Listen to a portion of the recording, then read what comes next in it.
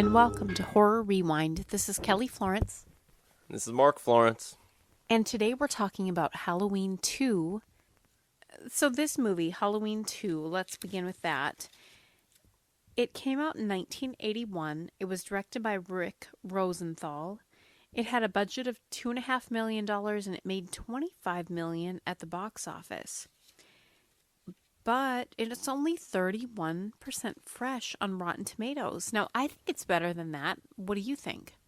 Yeah, I think 31% is far too low. I'd have to read some of those reviews, and if they bring up valid points, I might agree, but I think it should be at least above 60.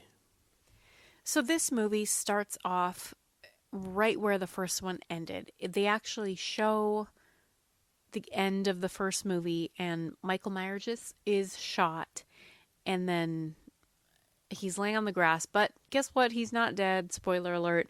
He comes back to life. So, for me, that raises the question, is he a human? Just a really strong guy? Is he a supernatural being? Is he some kind of monster? I feel like it's sort of reminiscent of Jason in the Friday the 13th movies. I realized Jason didn't even exist in the first movie because it's actually his mother, spoiler alert. But ever since the second Friday the 13th movie, it's almost like Jason is a supernatural sort of being. And Michael Myers, he gets shot and he does not die. So something else is going on there. Yeah, all his doctors who study him and everything, they look for anything human about him, and they just keep coming back to the theme that he's just pure evil, whatever that means. The reoccurring theme, they keep talking about him being a mental patient, and I don't want to lump him in with people who have mental illness, because people with mental illness are not all psychopathic killers and unhinged. Like, he definitely is, but I feel like they're painting everyone with mental illness in a bad light. Yeah, there's obviously different levels, if you will, of mental illness, and he's definitely on the very, very top extreme 0.001% of the spectrum. Something I like about this movie, well, two things. I appreciate the point of view shots of Michael Myers, and they keep showing that everyone in town on Halloween night is watching Night of the Living Dead. And that was our first episode of Horror Rewind because it was my first horror movie that I owned, and maybe the first one I watched. Yeah, that was one of my first horror movies too, and I always just remember the opening scene where the guy's in the cemetery with his sister, and the zombie quote unquote guys walking up to them in slow motion, and the guy's like, "He's coming for you, Clarice. He's coming for you." And it's Barbara. Well, sometimes you misremember a name, but you get the gist. Would you do that to your sister? I feel like you would. I feel like I have not in that scenario, but similar stuff like that. And Beth, if you're listening, I really apologize for all that. Well, that was nice. An apology on Horror Rewind. So this movie takes place in Haddonfield, Illinois. I was just wondering, is that a real place or is it based on a real place?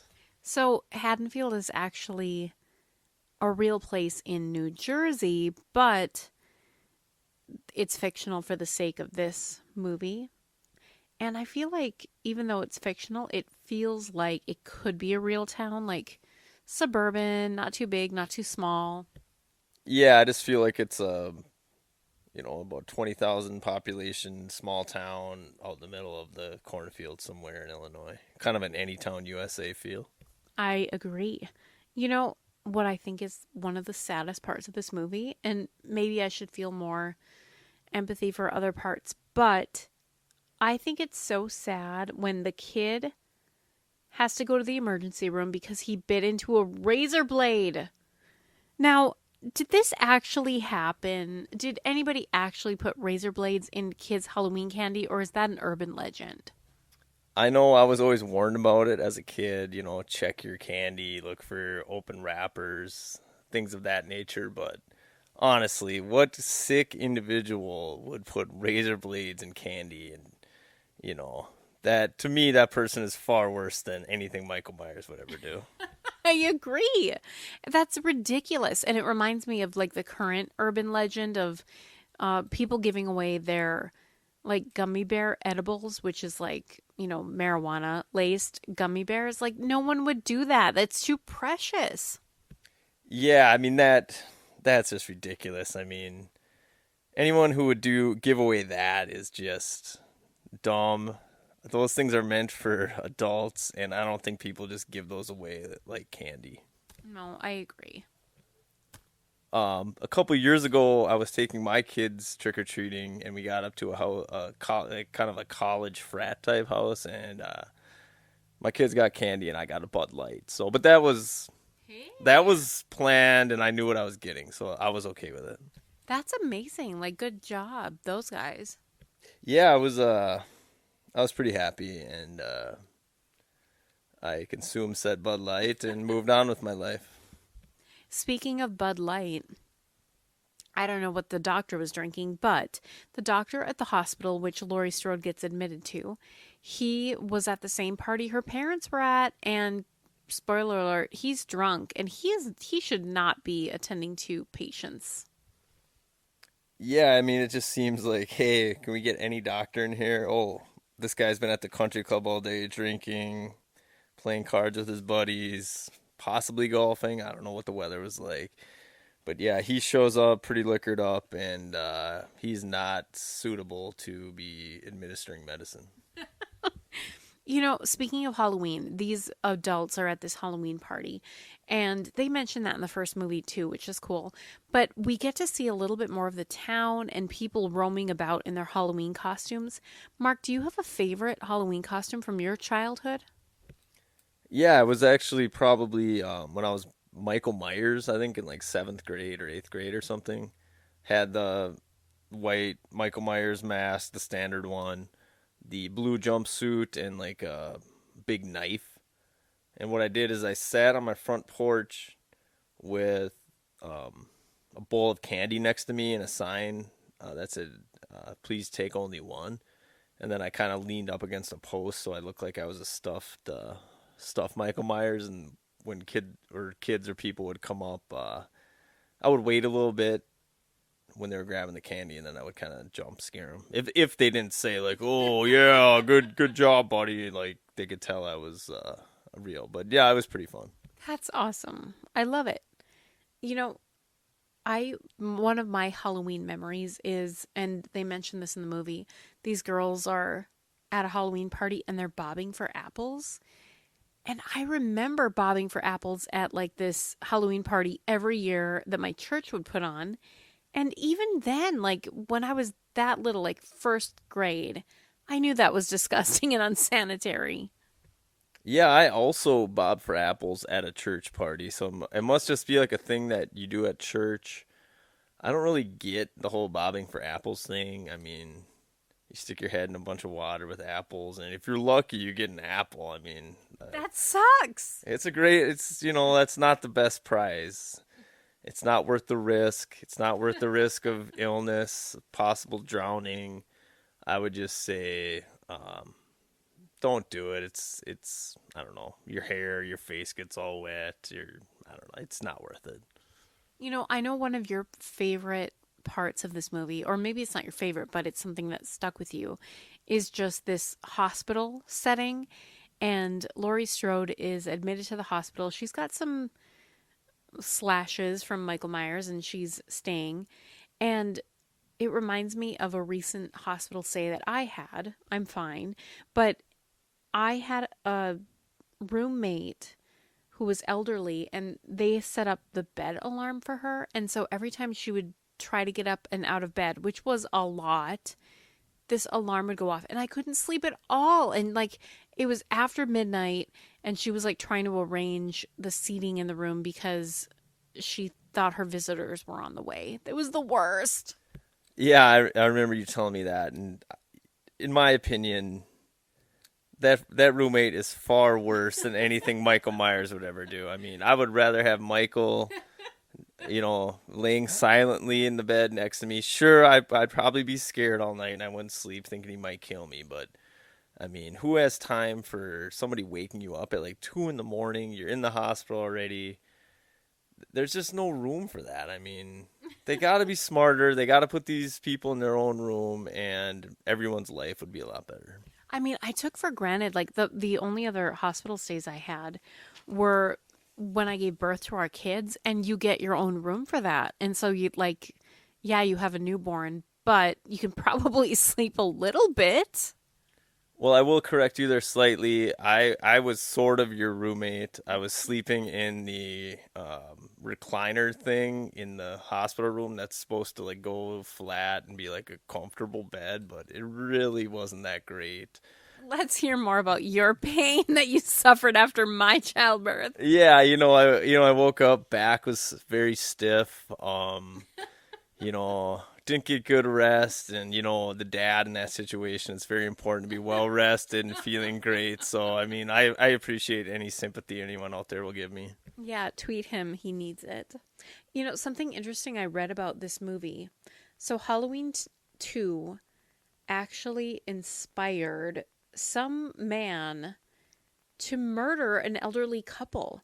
He ended up stabbing them 43 times because he claims he suffered hallucination after seeing this movie. And so he's saying, oh, Halloween 2, that's what made me want to kill somebody.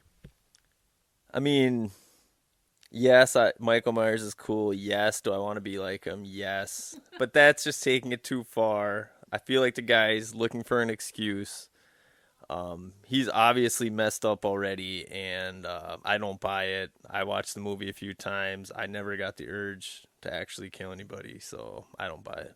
Yeah, it's kind of like the thing where people blame video games or like violent movies or whatever for, violence in real life. And it's like, if you're going to commit a crime, you're probably going to commit it regardless of what media you watch. Yeah, I mean, there's something to be said, I guess, about all the violence we see on TV and in video games, but to cite this one very specific movie, this Michael Myers, it was, I don't know, that's, to me, that's just ridiculous. Yeah, it's a little silly. Definitely, definitely. So now every time I go into a hospital that's kind of not a modern hospital, I'm reminded of this movie. This hospital is old fashioned, obviously, because it's from the early 80s, but it's just a very empty, sterile looking hospital. It's real dark everywhere. And to be honest with you, there's very few patients in there. I think there's like 10 nurses or something, but there's one patient, Lori, and they never show any other patient, which I found kind of weird. Yeah, and I didn't think about that until you mentioned it. Like, actually, there could have been a lot of patients that ended up getting murdered by Michael Myers that night, but we don't see any other patients except like the pediatric unit, and he doesn't kill any of the babies. Yeah, I mean, they kind of missed a lot of opportunities if they wanted a higher body count to just have random patients, random rooms. Could have set up some cool kills with maybe some of the machines in the various rooms and maybe like a bedpan or something. I don't know. We're gonna wait with bated breath for that horror movie that you write, Mark, where someone dies via bedpan. Yeah, it's hopefully it wouldn't be one that was already full. I mean, that would just be too far. But I mean, there's a lot of creative things you could do in a hospital. Maybe like, put someone on the floor and like get in a wheelchair and then like run them over or something. I don't know. I'm just spitballing here. That was honestly a pretty bad idea. Trying to think of some other things you could do. I know you mentioned one of the scenes that you remember from this movie is when they go into like this therapy hot tub and somebody gets boiled to death. Yeah, I mean that was every time I thought of this movie, that was the scene I always went to. One of the paramedic guys and one of the nurses arrange a rendezvous, if you will, in the hot tub. Is that like having relations from previous podcasts you've been on? Yeah, so that's a euphemism for sexual intercourse um, in a hot tub. But so they have this rendezvous. They set the temperature of the hot tub just perfect. They're in there. Things start getting heated, so to speak. No pun intended. Yeah, pun intended, pun intended. And Michael shows a little bit of intelligence on his part. I mean, I guess I don't understand really why he wants to kill these people, but because I guess if he didn't, it wouldn't be a very interesting movie. But instead of just going in there and just killing both of them, he has a little fun with it. He turns the temperature knob really high, and I always remember the visual of his hand on the knob, like turning it really slow, and he just keeps turning it. And the people in the hot tub are like, "Yeah, oh, it's really hot in here," and the paramedic guy's like, "Nah, that's just me," or whatever. But it gets extremely hot, and of course the temperature gauge it says like up to 120, and then it says anything above that's like extremely dangerous. Like, well, then why does it go that high? Like, I mean, seriously. Yeah. But anyway, I can't remember what happens to the guy, but the girl gets out and she's sitting next to the hot tub, and she thinks the guy must get killed, right? I don't know. Anyway, she thinks the guy's coming up behind her, but it's actually Michael Myers. And instead of just killing her uh, sight unseen, he puts his hand on her shoulder, and then she thinks it's the guy, and she starts talking about, I think, like how much she likes him and how much fun that was and whatever. But he just sits there for a few seconds, and she's like rubbing his hand. It's this like gross hand. And then she finally looks up at him and realizes it's not her boyfriend. It's this superhuman monster guy. And then he starts dunking her head in the extremely crazy hot tub. And he keeps bringing her head out every couple seconds. And like after the second or third time, you can see the skin like peeling off her face. And I mean, that's the scene that really stuck with me from when I watched it when I was a kid. What do you think is scarier?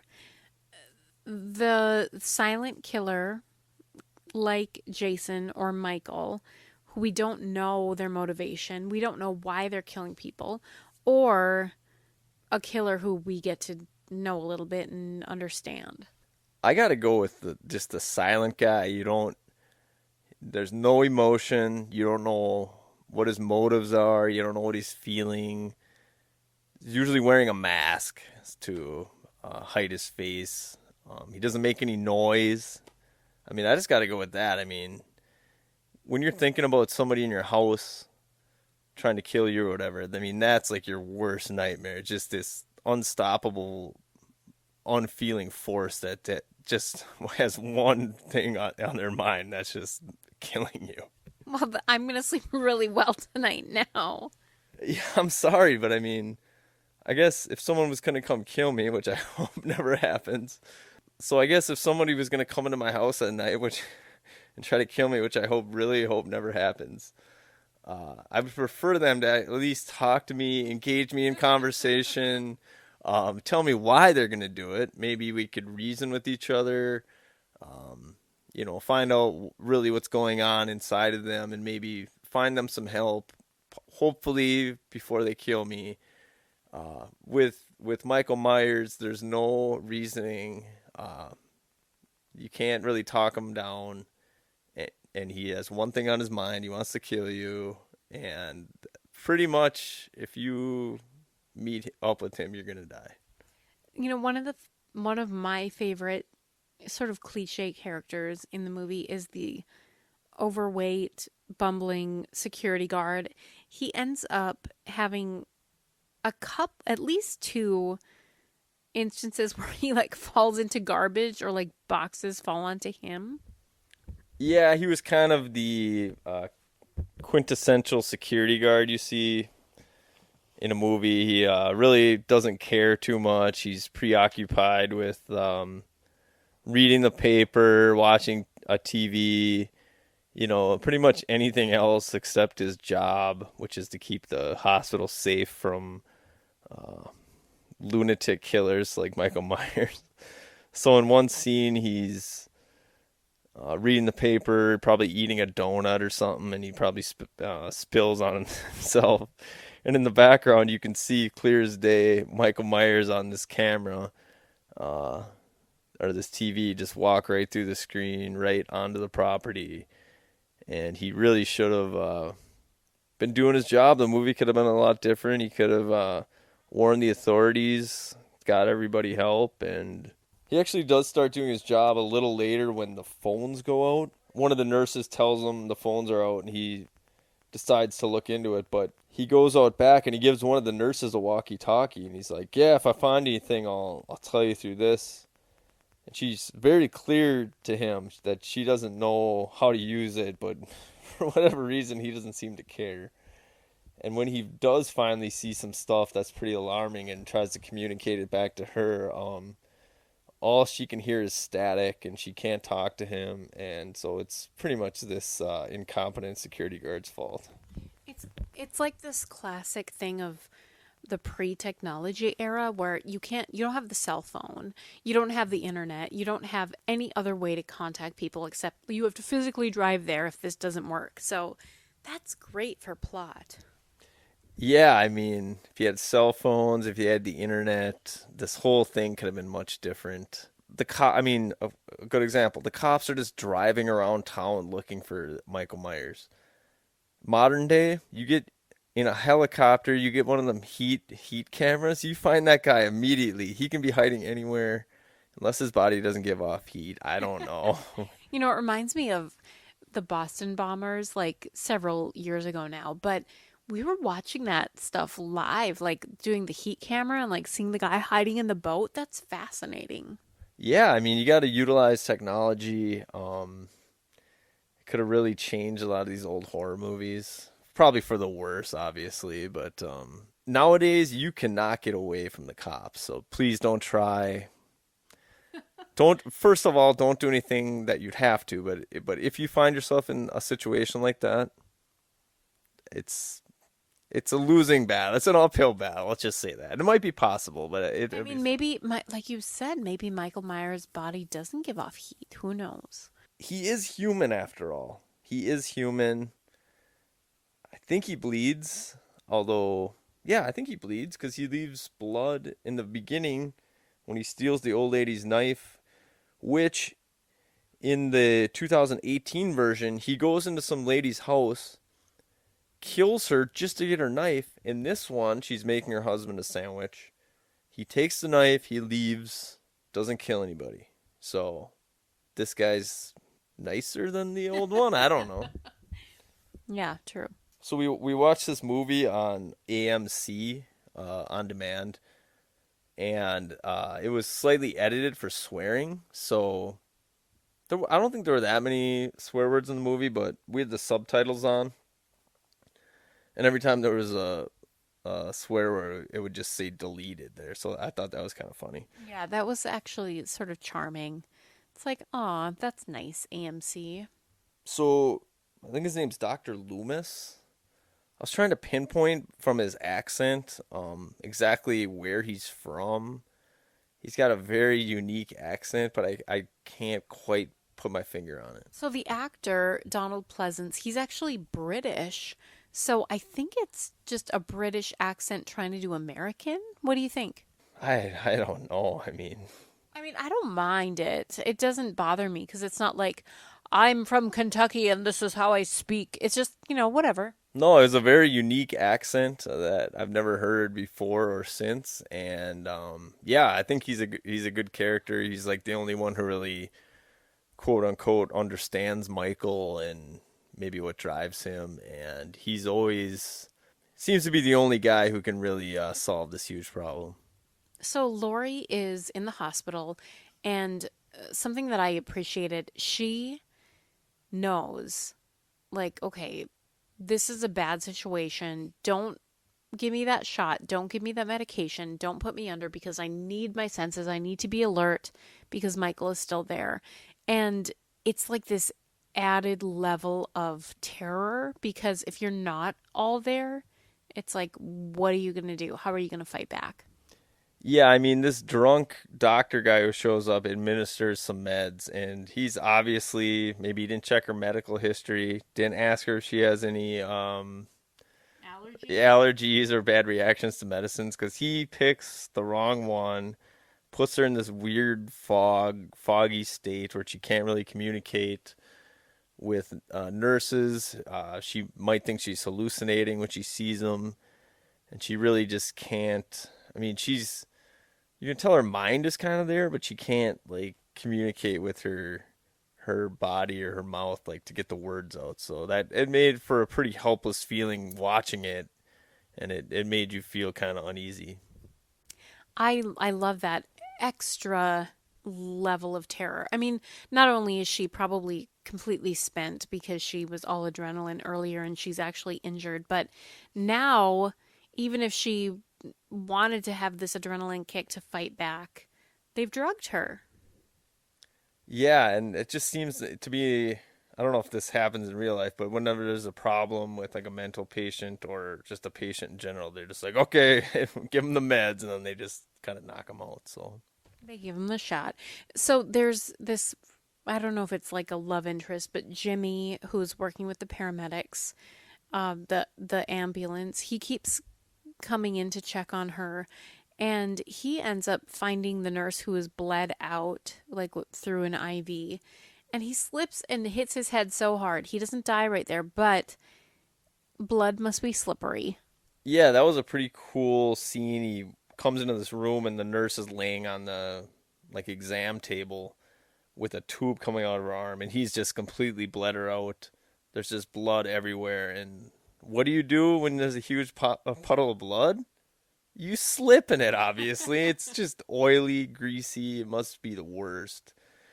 And just like in Cape Fear when the guy slips, it's just like the most slippery ice ever. I mean, if I ever see a huge puddle of blood, You're going to obvious. go into it to find out, right? Well, obviously I'll check on the whoever is the blood is from to make sure they're okay. But I don't want to. Well, I'd probably end up slipping in it. I mean, somebody must have discovered this fact. And yeah, it's horrific to probably realize how it's discovered because I have not encountered a huge pile of blood in my life either, but somebody discovered it and they just keep using it in movies. It's a great comedic gag, if you will. But I know it's not supposed to be funny, but it can be. True. I thought another kind of cool, funny scene was when Michael finds Lori's room, thinks she's in bed. She's actually not. I don't think if they let you know that she's not actually in there, but they do the old put the pillows under the blankets trick that we've all done to maybe like fool our parents or whatever. And Michael is pretty excited to get this kill, and I don't even know what he would have done if he actually would have killed her. Maybe just left and gone back to the mental hospital. But he does the old stab the pillow about 5 times, and you know the mask doesn't let off too much emotion, but body language you can tell he's pretty embarrassed and ashamed of his getting duped. Well, he's kind of a big dummy because, I mean, he's stabbed enough people to know that can't feel like he's stabbing a real body, yet he keeps stabbing it. Yeah, that must have been a pretty frustrating, helpless feeling for Michael. Being so close to his ultimate goal, and then feeling the non-resistance of feathers and cotton. Now, this plot, of course, we know was referenced in the 2018 movie too, that the reason he wants to kill her so much is because she is his sister. But in the 2018 movie, which is considered a direct sequel to the first movie, they say, "Oh no, that's just a rumor. That's not true." But why does Michael want to kill her so much? It's never revealed. I think it has to be that it's his sister. Although I don't know why you'd want to kill your sister so bad. I realize he killed his sister in the first movie, and he's just pure evil. But I don't get why he just want to kill her just because they're siblings. I mean, we've all been there wanting to kill my sister. Nah, no. Sorry, Beth. Yeah, sorry, I'm just kidding, Beth. I'm just kidding. But yeah, to me personally, I go with this movie as being the gospel. quote unquote. Coming back, what, 38 years later or whatever, and saying no, that they're not actually sisters, that doesn't, I don't buy that.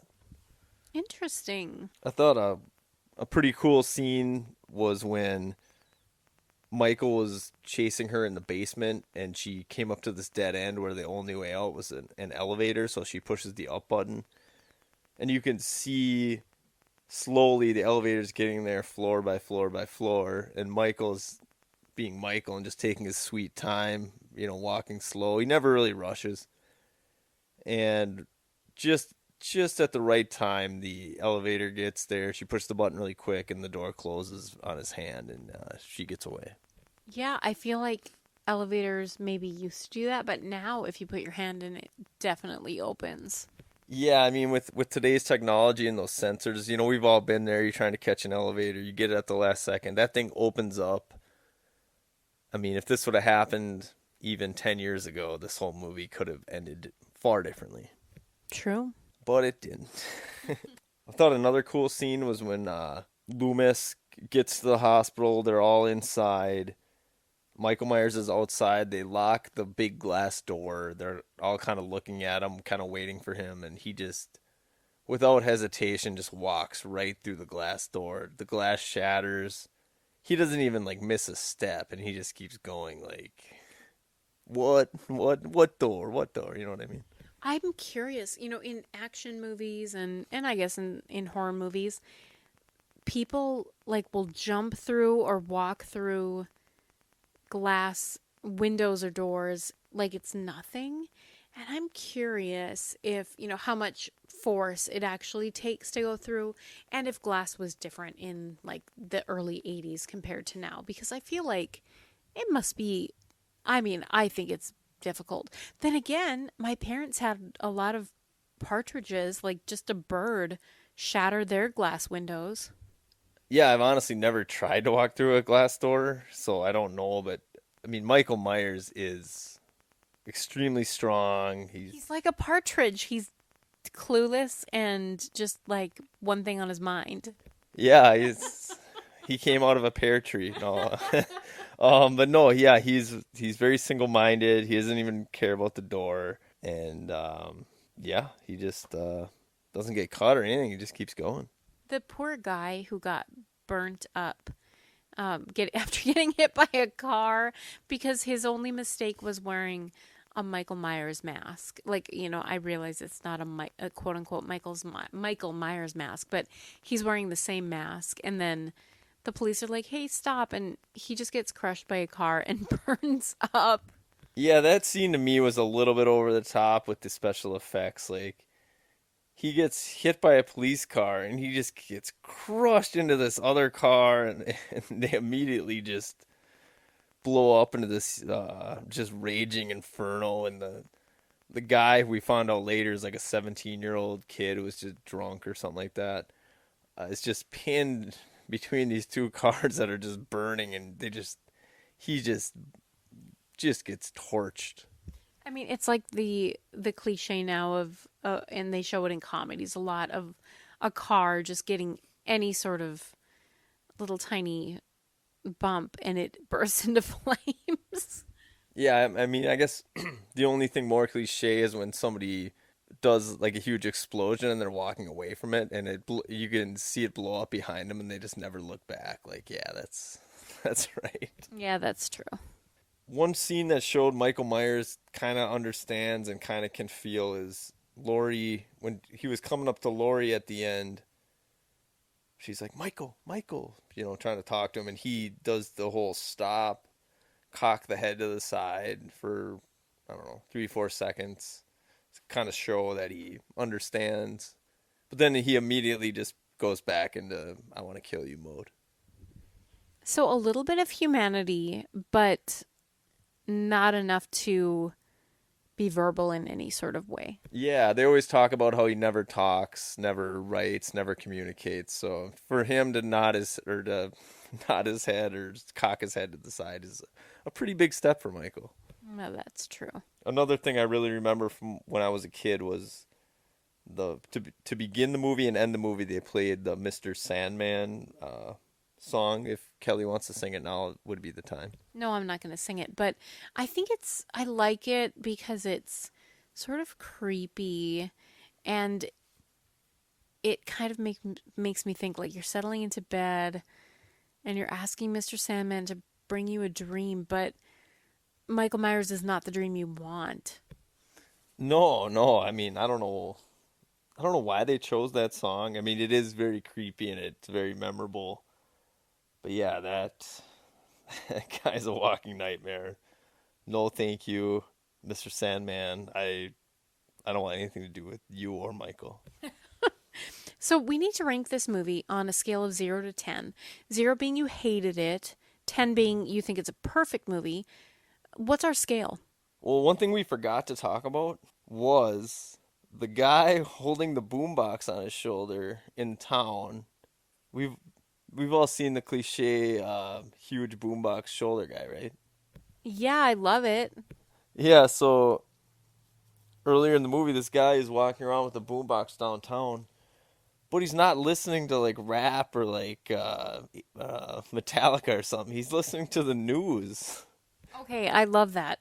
And I don't know if it actually ever happened because, like, where I grew up, it didn't happen. But if it actually happened, like, tweet us and tell us or show us a picture of you with a boombox. But let's use that as our scale. A guy with a boombox on his shoulder blasting the news. Yeah, I mean, so he's listening to the news, and then they reveal that Lori was taken to Haddonfield Memorial Hospital, and Michael hears that over the guy's boombox and immediately takes off for the hospital. So Convenient. I guess that's a cool way for Michael to find out where she is. But anyway, 0 to 10 boomboxes blasting the news. How many do you give Halloween 2? I really didn't remember a lot of the movie, but I really liked it. It really creeped me out. The whole empty, dark hospital feel was cool. A lot of good point of view shots of him, in town, in the hospital. I really enjoyed the movie. It's scary, a lot of memorable scenes. I'll give it an 8 out of 10 boom boxes. Wow, I feel like that's generous. I'm gonna give it a 6. I feel like it was solid. I don't love it, but it was decent.